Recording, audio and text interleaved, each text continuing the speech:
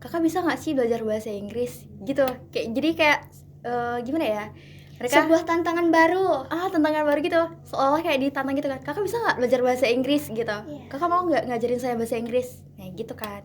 Itu kami kalau ngajarnya itu di hari weekend, jadi kayak di hari Sabtu sama hari Minggu gitu, jadi nggak ganggu jam sekolahnya mereka, nggak ganggu jam kuliah saya juga sebenarnya.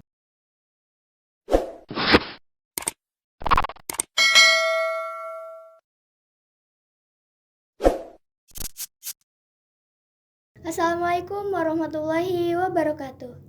Halo Sobat Kampus semuanya, kembali lagi di podcast Mahaputra.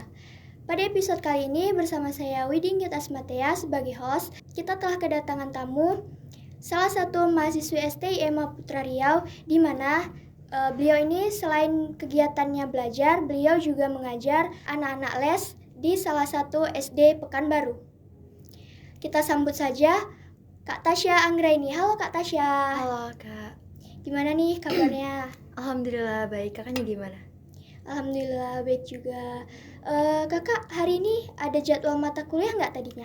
Tadi ada sih kak, jam 8 sampai jam 10, terus lanjut daring juga tadi sampai jam 12. Oke, berarti pada jam ini kosong gitu ya kak Iya, ya? kosong. Oke. Kak Tasya, menurut info yang saya dapat nih, kakaknya kan mahasiswi nih.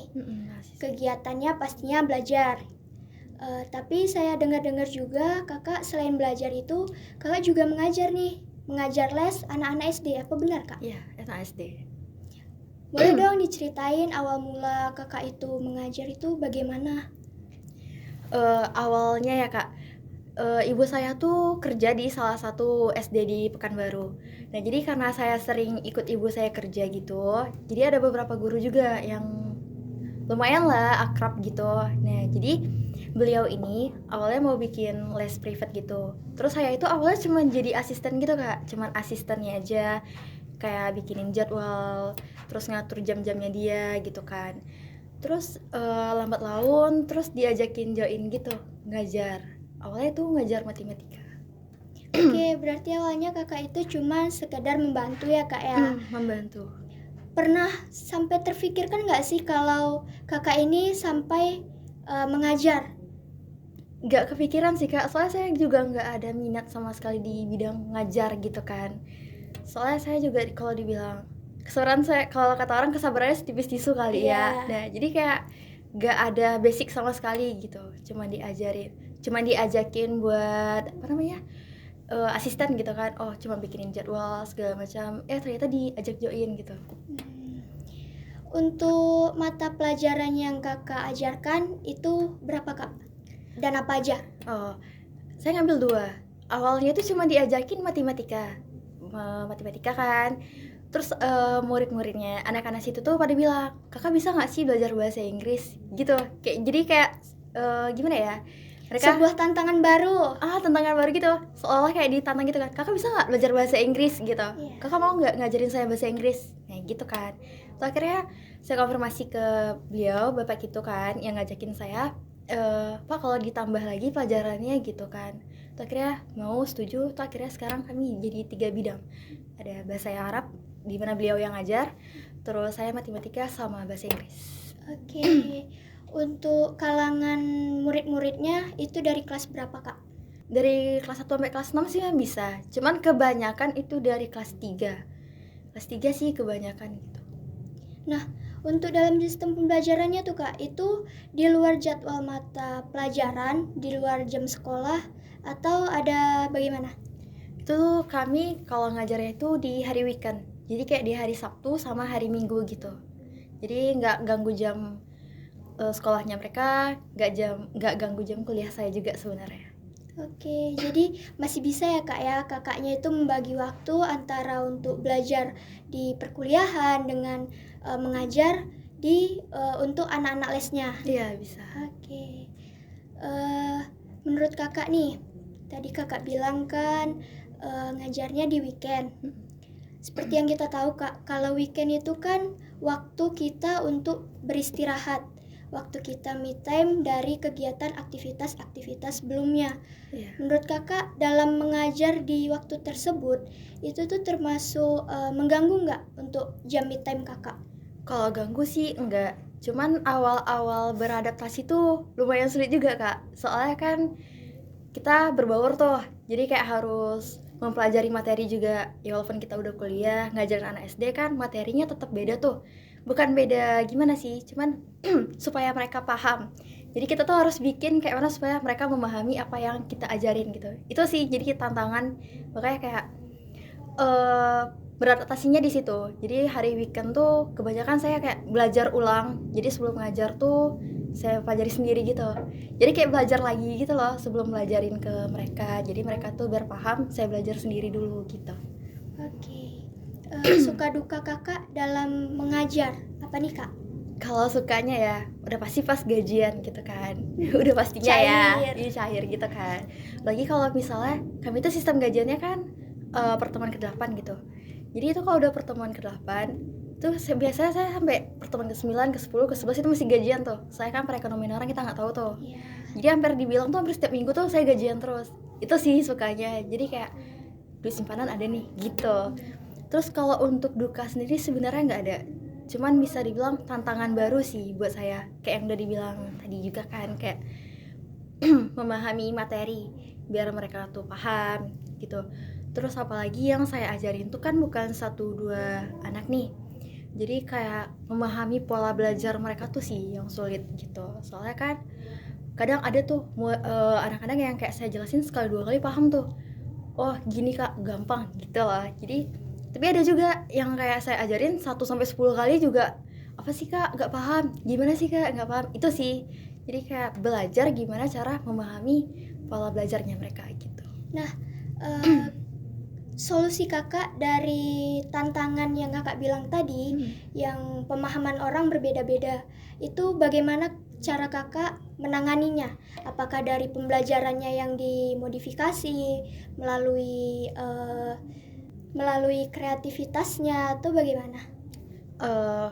Kalau saya tuh kebanyakan hampir semuanya gitu lebih suka ke kuis sih kak. Jadi kalau misalnya dikasih kuis mereka tuh langsung cepet nangkep gitu. Jadi kadang tuh kalau misalnya saya ada kesempatan gitu saya tuh lebih sering bikin kuis. Terus nanti ada ngasih oleh-oleh ngasih apa namanya hadiah gitu, ngasih gift gitu kan, entah saya ngasih coklat atau ngasih permen gitu. Jadi mereka tuh kayak lomba-lomba biar bisa gitu. Iya. Jadi saya tuh lebih sering nerapin itu sih kayak ngasih kuis gitu. Oke, berarti kakaknya selain mengajarkan juga mengasahnya melalui kuis-kuis itu tadi ya kak ya, Iya. untuk menangkap seberapa pahamnya mereka dengan apa yang udah kakak ajarkan tadinya. Iya gitu. Oke, pernah nggak sih kak kedapetan murid yang dibilangin itu susah banget, murid Tuh. kalau bahasanya tuh murid-murid nakal.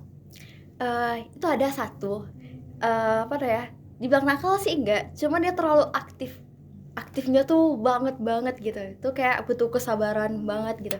Dan sering saya bilangin kayak bisa diam, duduk sebentar, didengarin gitu-gitulah kan. Terus nanti iya tuh didengarin cuma sekali semenit 2 menit, habis itu main-main lagi gitu. Ada sih. Itu tuh masuk tantangan juga sih buat saya kayak gimana sih supaya gak bikin takut sih sebenarnya. Cuman lebih gimana sih dia bisa tenang pas belajar sebentar aja gitu. Berarti bisa dibilang perhatian kakak harus lebih kepada murid yang itu tadi gitu ya kak? Iya, harus lebih diapain gitu. Nah, saya penasaran nih kak, dengan kakak mengajar, berapa sih pendapatan yang kakak dapatin? Pendapatan bisa dibilang lumayan juga sih kak. Udah bisa kayak kalau keperluan kampus tuh udah nggak perlu minta ke orang tua lagi gitu kan. Udah bisa ngeluarin duit sendiri lah dibilangnya gitu.